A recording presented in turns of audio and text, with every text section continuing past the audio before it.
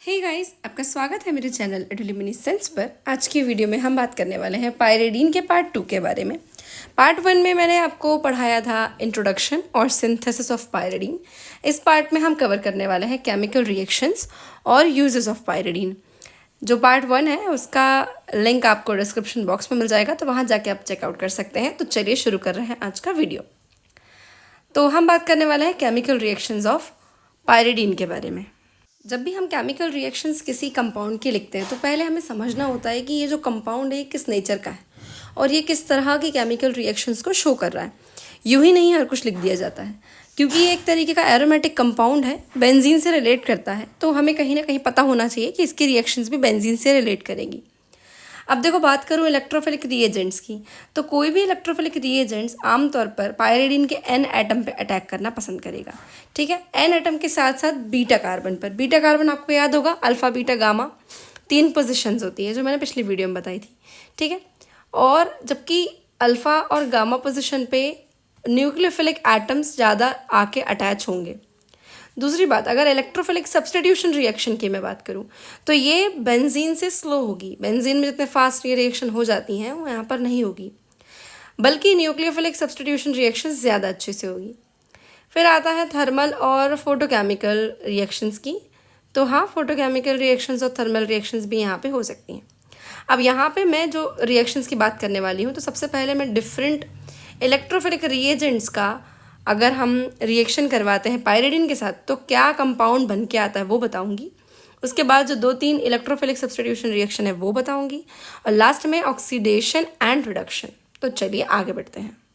जैसे कि आप सबसे पहले देख सकते हैं यहाँ पर लिविस एसिड। अगर हम पायरिडीन का रिएक्शन किसी लिविस एसिड के साथ करवाएं, जैसे कि AlCl3, SbCl5 या फिर SO3, तो क्या होगा, जो आपका लिविस एसिड का पार्ट है वो आप अटैच हो जाएगा एन एटम पर। ठीक है, इस तरीके से यहाँ से L से मैंने लिविस एसिड को डिनोट किया है।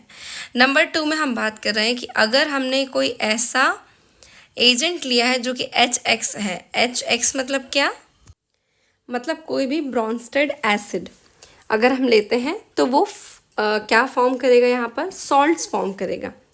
अगली चीज़ आती है RX। RX का मतलब क्या हुआ, कोई भी ऐसे एजेंट्स जिनके अंदर एल्काइल हैलाइड्स प्रेजेंट हो। एल्काइल हैलाइड्स से अगर रिएक्शन होगी तब भी क्या होगा, जो आपका एल्काइल ग्रुप है वो N पर जाकर जुड़ जाएगा। आपका N जो है वो पॉजिटिव स्टेट में चला जाएगा और उसके साथ में जो हैलाइड ग्रुप है वो अपने नेगेटिव स्टेट में रहेगा।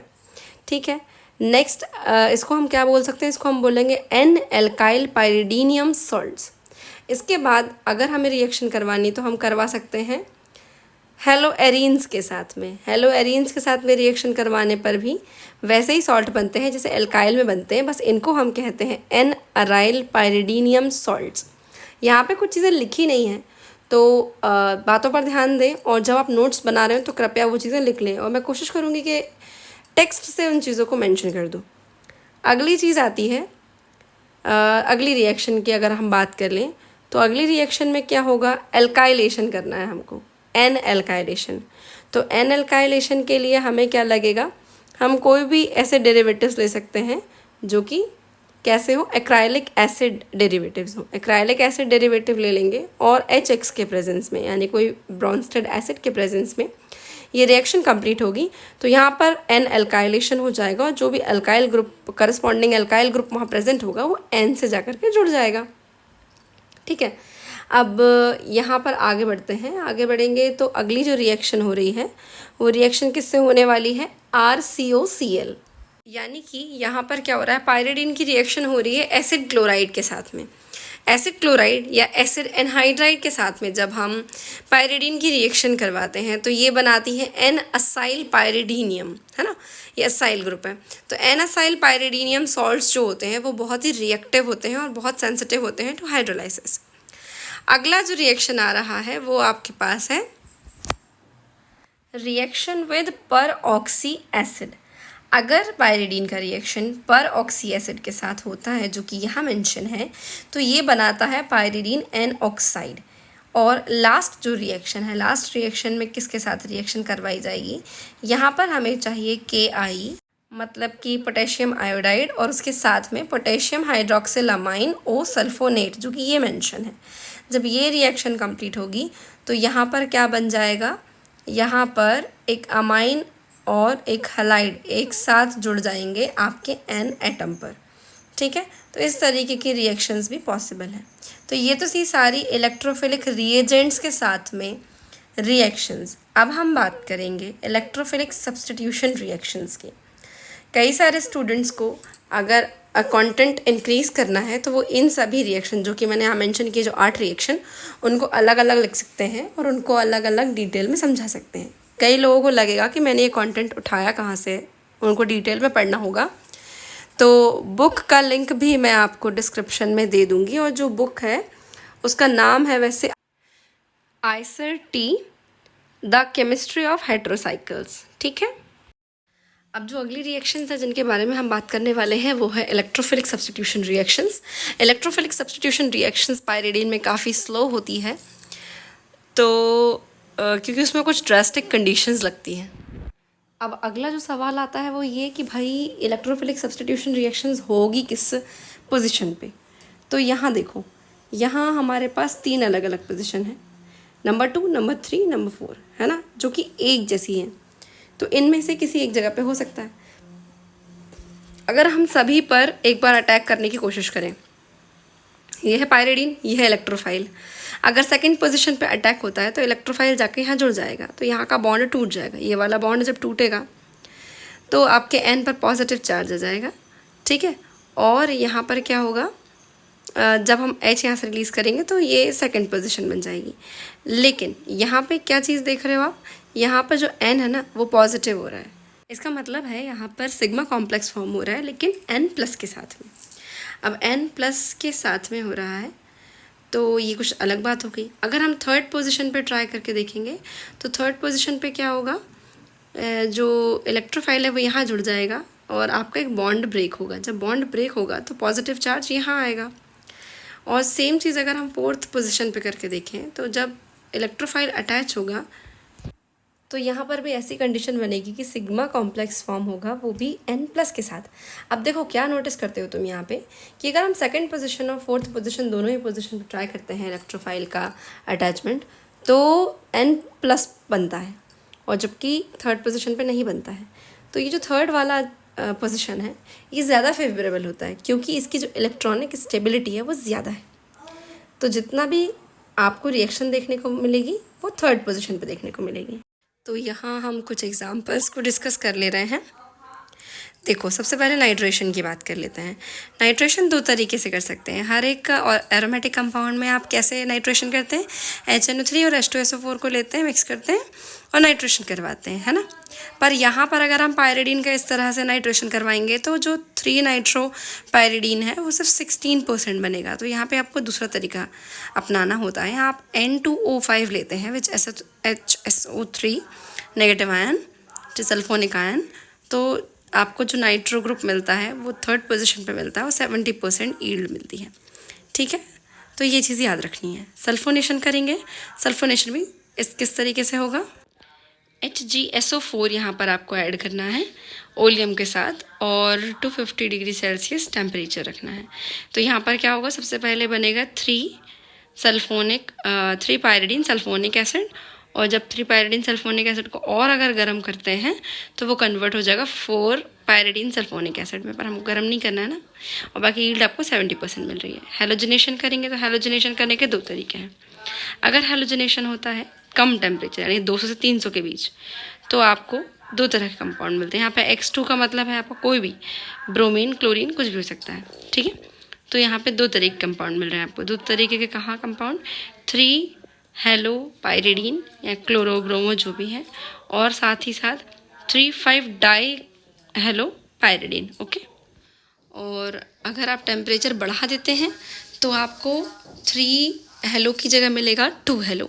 अब यहाँ हेलो हेलो चिल्ला रही हूँ मैं, सच्चा अपन एक काम करते हैं, एग्जाम्पल के लिए ले लेते हैं यहाँ पे कि ब्रोमाइड है ना, ब्रोमो, तो क्या होगा 2 ब्रोमो पायरिडीन बनेगा। यहाँ पर एक और कंपाउंड बनेगा 2,6 ब्रोमो पायरिडीन, डाइब्रोमोपायरिडीन, ठीक है। तो ये टेम्परेचर के फ़र्क से आपके सब्स्टिट्यूशन का पोजीशन बदल जाएगा, ठीक है। तो ये हो गए आपके इलेक्ट्रोफिलिक सब्स्टिट्यूशन रिएक्शंस। अब हम बात कर लेते हैं न्यूक्लियोफिलिक रिएक्शंस की। तो न्यूक्लियोफिलिक सब्स्टिट्यूशन रिएक्शंस जो है वो आमतौर पे किस पोजीशन पे होती हैं, 2 और 4th पोजीशन पे, ठीक है, और 3rd पोजीशन पे कम ही होती हैं। तो यहाँ पर जो रिएक्शन आपको दिखाई दे रही है, आप पहले देख लिए, एग्जाम्पल के तौर पे देख लेते हैं। ये आपको दिखाई दे रहा है क्या, पायरिडीन।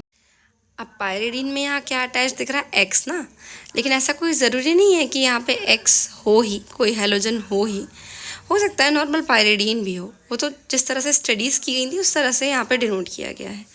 तो मान लीजिए आपने एक न्यूक्लियोफाइल की रिएक्शन कराई, तो वो न्यूक्लियोफाइल कहाँ जाके अटैच हुआ, 2nd पोजीशन पे, बॉन्ड टूटा, नेगेटिव ग्रुप आया यहाँ पे। जैसे ही आपका वो हेलो ग्रुप या H रिमूव हुआ तो आपका 2nd पोजीशन पे न्यूक्लियोफाइल जुड़ गया। अब न्यूक्लियोफाइल यहाँ पे क्या हो सकता है, न्यूक्लियोफाइल अमाइन ग्रुप हो सकता है, हाइड्रोक्सिल ग्रुप हो सकता है, एल्कोक्साइड हो सकता है, और आपका RS हो सकता है, RLI हो सकता है, LH ALH4 हो सकता है। इस तरह से ग्रुप्स हो सकते हैं। एग्जाम्पल देख लो, पायरिडीन की रिएक्शन आप करवा लोगे एल्काइल लिथियम के साथ में, एल्काइल लिथियम के साथ में रिएक्शन करवाओगे, LiH रिमूव हो जाएगा और एल्काइल ग्रुप जुड़ जाएगा। अगर आप रिएक्शन करवाते हो ब्रोमोपायरिडीन की, तो ब्रोमोपायरिडीन जो है उसकी रिएक्शन कराने के लिए हमने क्या किया, N ब्यूटाइल लिथियम ले लिया और टेम्परेचर कर दिया -78 डिग्री सेल्सियस। तो ये जो लिथियम है वो कहाँ जुड़ गया, 3रे पोजीशन पे आके जुड़ गया। फिर इसके बाद में आगे हमने क्या करवाया, हमने यहाँ पे और कंपाउंड्स ऐड किए। हमने यहाँ पे बेंजाइल साइनाइड लिया, बेंजाइल साइनाइड और H2O, तो क्या हुआ यहाँ पर आकर और बेंजोइल ग्रुप जुड़ गया। तो इस तरीके से इसका असाइलेशन हो गया, ठीक है। अब नेक्स्ट हम बात कर लेते हैं ऑक्सीडेशन की। ऑक्सीडेशन किस तरह से होगा, ऑक्सीडेशन वैसे तो ना आमतौर पे होता नहीं है पायरिडीन का। क्यों नहीं होता, क्योंकि ये ऑक्सीडेशन के कंडीशंस में स्टेबल है भाई। कुछ कंपाउंड्स के ऑक्सीडेशन में पायरिडीन खुद ही एज अ सॉल्वेंट इस्तेमाल होता है, तो यानी कि उसका ऑक्सीडेशन होना थोड़ा मुश्किल है ना। पर हाँ, एल्काइल पायरिडीन्स का ऑक्सीडेशन हो सकता है, तो हम उन्हीं का लिख लेते हैं।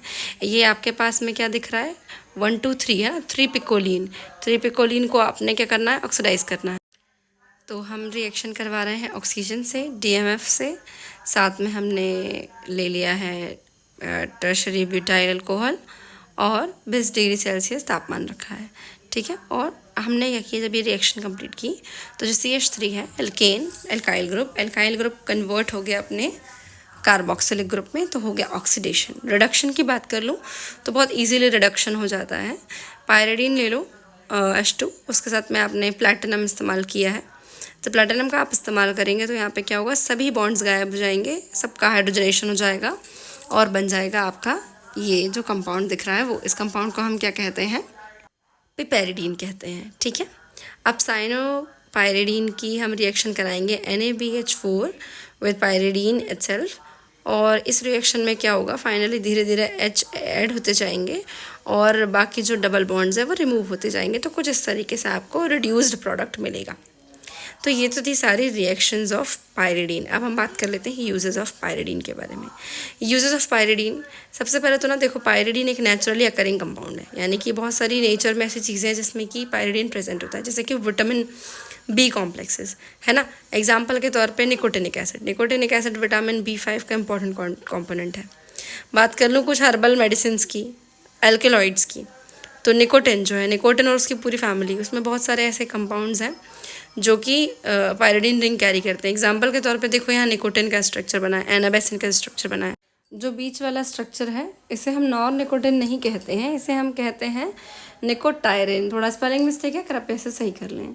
फिर नेक्स्ट आती है पायरिडॉक्सिन विटामिन B6, वो भी एक तरह से डेरिवेटिव है पायरिडीन का, जो कि यहाँ पे ड्रॉ किया हुआ है। बीटालिन्स क्या होती हैं, ये साइनाइन डाइज होती हैं जो कि नेचुरली अकरिंग कंपाउंड्स में प्रेजेंट होती हैं, मतलब नेचुरल सोर्स से मिलती हैं। उनके अंदर भी क्या प्रेजेंट होता है, टेट्राहाइड्रोपायरिडीन ग्रुप्स ही प्रेजेंट होते हैं। जैसे एग्जांपल के तौर पर मैं यहाँ पे बना के बता रही हूँ, बिटानिडीन क्या होता है, बीट रूट के अंदर प्रेजेंट डाई होती है, ये देखो ये वाली। तो यहाँ पे ये पायरिडीन प्रेजेंट है, लेकिन कौन सी पायरिडीन, टेट्राहाइड्रोपायरिडीन। फिर निकोटिनिक एसिड की बात कर लूँ तो ऐसी कई सारी ड्रग्स हैं ना जो कि निकोटिनिक एसिड कैरी करती हैं, और वो वेजोडाइलेटर, एंटीकोगुलेंट और हाइपोलिपिडेमिक्स इस सब में इस्तेमाल होती है।